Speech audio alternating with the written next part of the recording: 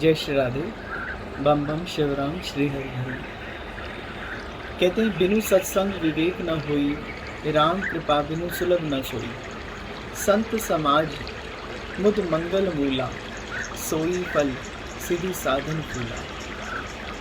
सत्संग के बिना हमारे जीवन में विवेक नहीं हो सकता और सत्संग राम जी की कृपा के बिना सुलभ नहीं होता है। हम सब पर राम जी की कृपा बनी है और ऐसे ही बनी रहे। और कहते हैं संत की संगति जो है, संत संगत मुद मंगल मूला, यानी संत की जो संगति है आनंद और कल्याण का मूल है। इसका मिलना ही फल है, अन्य सभी उपाय केवल और केवल फूल मात्र हैं। जब हम किसी संत से मिल जाते हैं या संत हमारे जीवन में प्रभु की कृपा से आ जाते हैं, हमारा कल्याण उसी क्षण हो जाता है। अक्सर ऐसा हमें बहुत लेट यानी देर से समझ में आता है। ऐसे ही एक जंगल में एक संत थे जो कि श्री ठाकुर जी का भजन करते और उसी जंगल में रहते थे। और वहीं उसी जंगल में एक शिकारी भी रहता था। वो नित्य प्रति संत के दर्शन करता और ऐसा मानता कि ये संत भी निश्चय ही जो भोजन मैं जैसे शिकार करके खाता हूँ ऐसे शिकार करके खाते होंगे और इसी प्रकार अपना जीवन का निर्वाह करते होंगे। और वे अपनी मस्ती में शिकार करता और वो संत भजन में लगे रहते हैं। परंतु कहा ना, राम कृपा बिनु सुलभ न सोई। राम जी की कृपा से जब संत मिल जाते हैं, सुलभ हो जाते हैं। अब सुलभ तो थे ही, क्योंकि जंगल में है, एक ही जंगल में है और एक ही जंगल में दोनों हैं, एक भजन कर रहे हैं, एक शिकार कर रहे हैं। तो एक बार श्री राम जी की कृपा हुई और उन दोनों का मिलन हुआ। जब उन दोनों का मिलन हुआ तो बंधुओं, उन दोनों का मिलन कुछ अटपटा सा हुआ। उस शिकारी ने उन संत से पूछा कि आप जीवन का निर्वाह कैसे करते हैं। उन संत ने कहा कि भैया बस कर लेते हैं श्री ठाकुर जी की कृपा से। अब उस शिकारी को कुछ खास समझ में नहीं आया।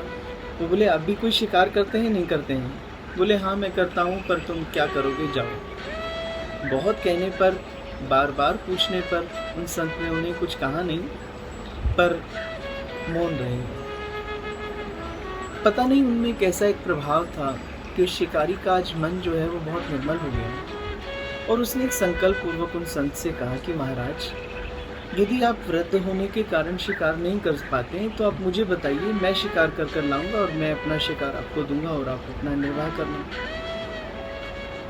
अब क्या था कि उन संत को जब उसने बहुत पूछा तो मजबूरन उन संत को कहना पड़ा कि भैया मैं जिसके शिकार के लिए आया हूँ, जिस दिन वो मुझे प्राप्त हो जाएगा मैं उसे पालूंगा, पर जब तक वो मुझे प्राप्त नहीं होता है मैं नहीं किसी अंजल को स्वीकार कर सकता। बात बात में आज उस शिकारी के मन में ऐसा संकल्प प्रभु ने ला दिया कि उन्होंने कहा, आप बताइए, जिस किसी का आप जो शिकार करना चाहते हैं, मैं निश्चित रूप से ऐसा वचन आपको देता हूँ कि जब तक आपका शिकार आप तक नहीं पहुँचा दूंगा तब तक मैं कुछ भी अंजल ग्रहण नहीं करूँगा। अब तो उन संत ने कहा कि अरे ऐसा संकल्प मत लो, मैं जिनका शिकार कर रहा हूँ और जिनको मैं चाहता हूँ वह तुम्हें शायद मिलेंगे नहीं। वो बोले, आप बताओ, मैं निश्चय ही आपका जिन्हें आप चाहते हैं मैं आप तक ला कर दूँगा।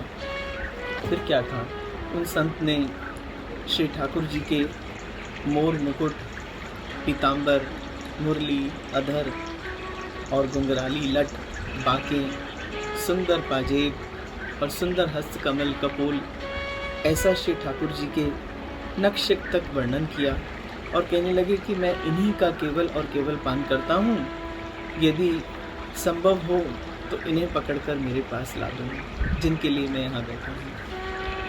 अब तो वो शिकारी जो था उसने कहा, ठीक है, मैंने भी आपके चरणों की सौगंध खाई है कि जब तक आपके इस मोर मुकुट वाले को आप तक नहीं पहुँचा देता तब तक मैं भी अंजल ग्रहण नहीं करूँगा। तो कोई बात नहीं। अब महात्मा तो मौन होकर अपनी कुटिया में चले गए और भजन करने लगे। सोचे कि ठीक है भैया, अब जो कह दिया तो कह दिया। अब इसे ठाकुर जी यहाँ इस जंगल में कैसे प्राप्त होंगे। तो बंधु, ऐसा संकल्प लेकर जब वे शिकारी गया तो उस शिकारी ने पूरे दिन उन मोर मुकुट बंसीधारी को ढूंढा और मन में चिंतन करता चल रहा है। क्या चिंतन करता चल रहा है कि उनकी नख छवि कैसी है, कैसे हैं मेरे ठाकुर जी, कैसे कपोल हैं, कैसी उनकी अधरों पर बांसुरी है, कैसा सा पीताम्बर है, कैसी सी उनकी शोभा है, कैसी सी लटकन है, कैसी सी छवि न्यारी है। बस इसी का ही वो चिंतन करता करता चल रहा है। अब जब इतना चिंतन कर लिया और कुछ खाया नहीं, अन्न जल भी त्याग दिया था, फिर क्या था। एक बार उसको कुछ ही दिनों में, यानी लगभग 2 और 3 दिनों बाद श्री ठाकुर जी ने देखा कि अब इसका धैर्य जो है वो टूट रहा है, मुझे ही कुछ अपना उपकार करना चाहिए, इसके सम्मुख आना चाहिए। तो श्री ठाकुर जी उसके निकट आ गए और बंधुओं, आप यकीन मानिए, श्री ठाकुर जी उसी रूप में, जिस रूप का वे चिंतन कर रहा था, पीताम्बर धारण करके, मोर मुकुट, मुरली धारण करके और वही टेढ़ी सी मुस्कान, बाकी छवि लाकर और एक जाल में खुद ब खुद कैद होकर उस शिकारी के आगे आ गया। फिर क्या था, पहचान लिया उस शिकारी ने, और कोई नहीं, ये वही है जिसका मैं शिकार करना चाह रहा था। उस शिकार को बांधकर अब उन्होंने क्या किया कि वे सीधा और सीधा उस महात्मा की कुटिया के निकट गए। महात्मा को आकर कहने लगे कि देखिए महाराज, मैं आपके जिसका आप इंतज़ार करते थे उन्हें बांध लाया हूँ, उसे ले आया हूँ, अब चलकर आप देखिए, उनका दर्शन कीजिए। महात्मा ने विचार किया कि ये ज़रूर मुझसे कुछ मुख हंसी कर रहा है, पर फिर भी उसकी बात रखने के लिए वो बाहर निकले कुटिया से, और क्या देखते हैं कि श्री ठाकुर जी जाल में कैद मंद मंद मुस्करा रहे हैं। अब तो उनके दर्शन करके महात्मा गदगद हो गए।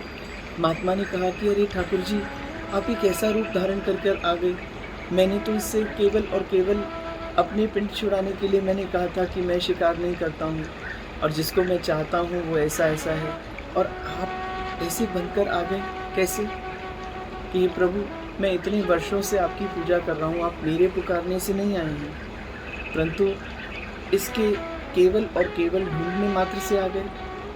श्री ठाकुर जी मुस्कुराए। ठाकुर जी ने कहा कि जिस प्रकार जब गज ने पुकार की तो मैं हा री, यानी हा और री शब्द से पहले ही नीचे आकर जो है उसे तारने के लिए, उसे बचाने के लिए आया, परंतु पहला उद्धार मैंने किसका किया। पहला उद्धार मैंने उस मगरमच्छ का किया जिसने उस हाथी के चरणों को पकड़ा हुआ था। क्यों? क्योंकि भगवान कहते हैं, मैं भक्तन का दास, भक्त मेरे मुकुट मुनि। भक्त जो है वो भगवान को बहुत प्रिय हैं। भगवान ने कहा क्योंकि आज मगरमच्छ ने एक भक्त के चरण पकड़े हुए थे, दासानुदास बना था, इसलिए प्रथम कृपा मुझे मगरमच्छ पे करनी पड़ी और बाद में हाथी के प्राण बचाने पड़े। तो बंधुओं, ऐसा ही कुछ आज श्री हरि उन महात्मा से कहने लगे कि क्योंकि इसने आपका सानिध्य लिया, क्योंकि इसने आपका सत्संग सुना, क्योंकि इसने आपके बताए हुए श्री ठाकुर जी का चिंतन किया, क्योंकि इसने संकल्प लिया, बस इसकी इसी निष्ठा पर रीझ कर आज मुझे इस शिकारी के पास बंद कर आपकी ओर आना पड़ा। अब तो वे संत रीझ गए। संत कहने लगे, अरे प्रभु वाह, आप और आपकी रीति कितनी निराली है। आप इस प्रकार भक्तवत्सल हैं कि आप विचार भी नहीं करते कि मुझे किसके निकट जाना है और किसके नहीं। तो भगवान ने कहा, संत संगत मुद मंगल मूला, यानी संत की संगति आनंद और कल्याण का मूल है। मैं केवल और केवल अपने वचनों को पूर्ण करता हूँ।